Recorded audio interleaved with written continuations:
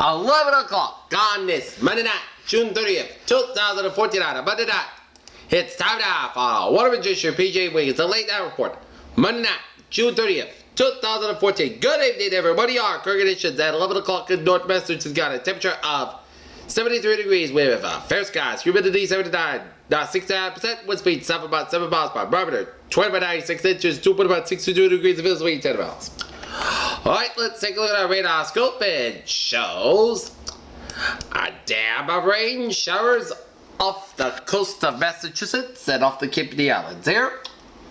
And a couple of lines of rain showers off the eastern coast of Nova Scotia and a dam of rain showers in southwestern portions of Prince Edward Island.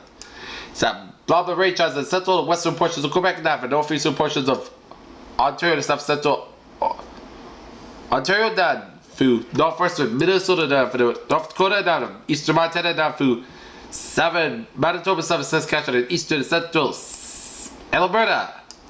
And this is a line of showers and storms from western Michigan and northern Indiana, southern Wisconsin, and down from northern Illinois, eastern Iowa, down from north central Missouri, and searching down for this. And another line of showers and storms from south central Kansas and searching down from Kansas, western Oklahoma, and northwestern Texas Panhandle, down from northeastern New Mexico. And you got a patches of rain showers about southern Colorado, down from New Mexico, western Texas, and north central Arizona, down from southern Utah, and south central Nevada. Here. Riverlock, Pennsylvania. Good evening. 70 degrees with clear skies. I'm going to turn on shows. That's one cell that's tornadic here.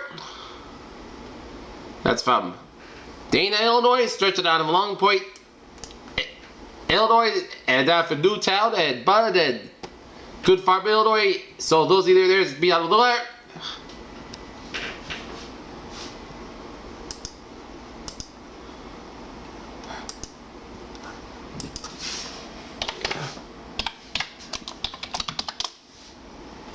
And there's Dana, Illinois here.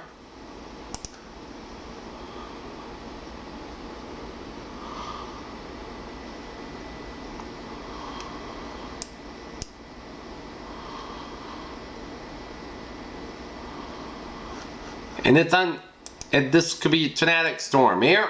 Alright, let's take a look at our map situation here. Satellite loop here, and it shows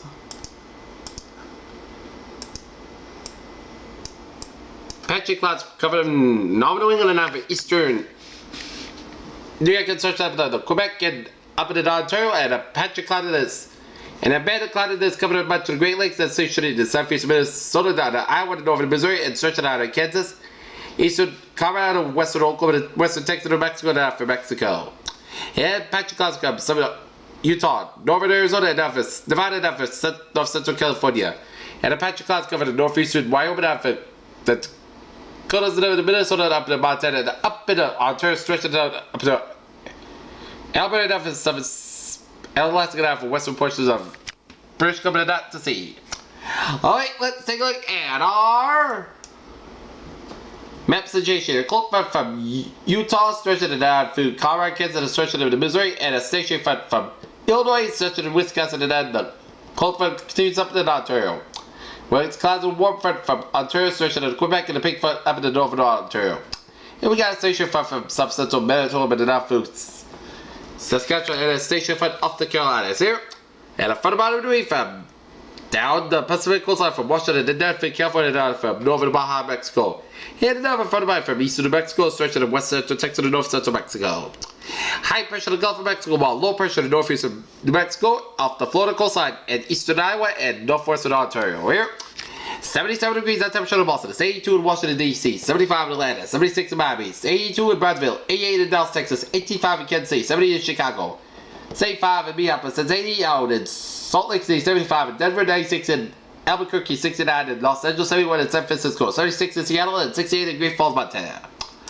Current conditions, Valley Range, you get 77 degrees at temperature in Boston, 77 in Fitchburg and Beverly, 75 in Bedford, 78 in Locke, 74 in Gloucester, 70 in Boston Harbor, 71 in Worcester and Webster, 72 in Sturbridge, 73 in Milford, 76 in Norwood, 74 in Taunton, 69 in Bedford, hit 72 in Marshwood, 66 in Parmesan, 68 in Chatham, 68 in Cape Cod Bay, 68 in Falmouth, 66 in Boston Victor, Nantucket, 70 in TF Green, and Smithfield and Westerly, 68 in Buckeye, Paris, 75 in Springfield and Amherst, 74 in Greenfield, 73 in Pittsfield, 71 in North Adams and Bennington, 78 in Albany, New York, 74 in Jeffrey, New Hampshire, 72 in Keene, New Hampshire, 74 in Concord, New Hampshire, Manchester, New Hampshire, 78 in Nashville, New Hampshire, 79 in Portsmouth, 79 in New Hampshire Bay, 76 in Woodlock, 74 in Hartford, 72 in Meriden, 70 in Waterbury, 71 in Danbury, 72 in New Haven, 73 in Bridgeport, 71 in Long Island, 70 in Montauk, 72 in Islip Edit, 73 in New York City here. Let's take a look at our forecast discussion around the country here. Severe thunderstorms and flash flooding are possible throughout tonight across the middle of the Mississippi Valley, the upper Great Lakes region, and heavy thunderstorms and rainfall likely along the eastern coast of Florida. The upper level resembles a pattern of more likely late spring as a deep and anomalous cold low positions itself off the south-central Canada. A quarter of strong middle level winds streaming across the middle Mississippi Valley has been an environment characterized by abundant visibility and ample moisture, and the result is a numerous thunderstorm complex against which men dropping very heavy rainfall and widespread reports of severe weather. The actual gradually shift eastward with the potential impacts in some of the more populated regions of the upper Great Lakes, including Chicago and Milwaukee. The Storm Prediction Center has a moderate risk of severe thunderstorms in place from eastern Iowa and northeastern Missouri and eastward into the mountains of Illinois and sections of southern Wisconsin, northwestern Indiana. Based on their assessments, these may be a threat for derecho, which would be a high-end wind threat to the portions of the risk area. Of course, the flash flooding concerns also be continued given the rainfall rates will be quite high and the stronger cells for the latest information of severe threat. Please visit the website www.spc.noaa.gov. While the northern branch of the jet stream kept weather active across the middle Mississippi Valley and the upper Great Lakes, a separate area of interest is located across the southwestern United States. A wave of low pressure, which is drifted across somewhat about the eastern coast of Florida and has the potential to tropical characteristics. The latest national hurricane center outlook suggested an 80% of tropical development wind in the next 48 hours. As regardless, there will be a fair of heavy rainfall along eastern portions of Florida. Though for Wednesday evening, WPC indicates 2 to 4 inches of rain will be possible along the immediate coastline. Localized pockets of heavy amounts are likely given a slow moving nature to the surface flow and abundant moisture to work with. Elsewhere, showers and thunderstorms on a forecasted break along the south frontal zone stretching from the Ozark expected at the several plains into the Four Corners region. Looking further west, conditions will remain dry across the west coast given the upper ridge belt and overhead. It will be quite associated in the desert locales of the southwest United States with temperatures going to be reaching the lower 110s in the next couple of days. Local forecast officials are put excessive heat watches in anticipation of such temperatures here. Alright, let's take a look at our forecast discussion around New England there. High pressure moving off the coast will bring increasing heat and humidity for midweek, and a few thunderstorms are possible late Wednesday with more widespread showers and thunderstorms perhaps Thursday and Friday. And a potential tropical storm may pass the southeast on the region Friday night to Saturday, perhaps having a significant impact on the marine community. Skies are mostly clear, but models are bringing in higher moisture than 857 millibar later across southern New England overnight, which may lead to some mid-level clouds. Otherwise, a dry night with some showers and patchy fog possible. Development along the south coast has higher development. Be dew points effect northward, and current forecast and track previous discussion. Alright, let's take a look at our satellite look. Alright, let's take a look at our latest Atlantic graphical tropical weather outlook here. As satellite and radar images indicate that showers and thunderstorms are associated with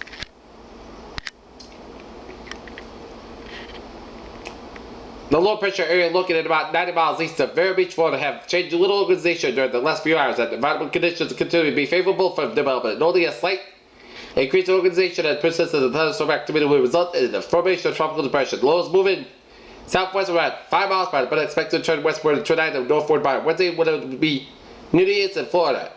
East coastal Florida, this system becomes a tropical cyclone. A tropical storm watch could be required for portions of the central and north Atlantic coastal Florida.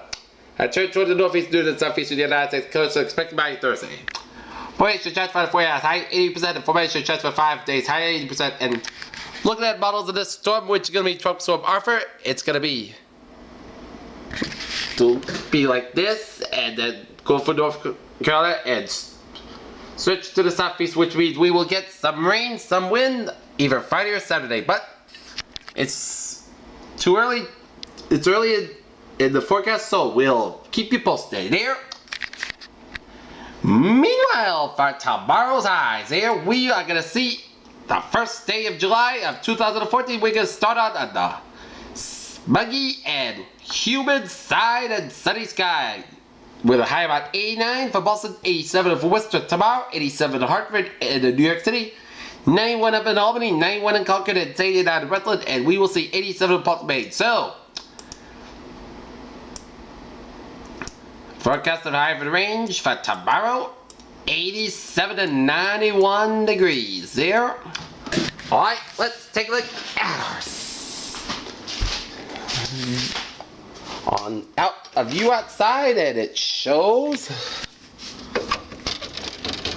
a little humid night on tap, but next couple of days, make sure you got your air conditioner with you while you're in the bed, because it is gotta be humid in the next couple of days and nights. Alright, let's take a look at our 7-day forecast. It goes like this. While you're sleeping in the overnight hours of tonight, we are gonna see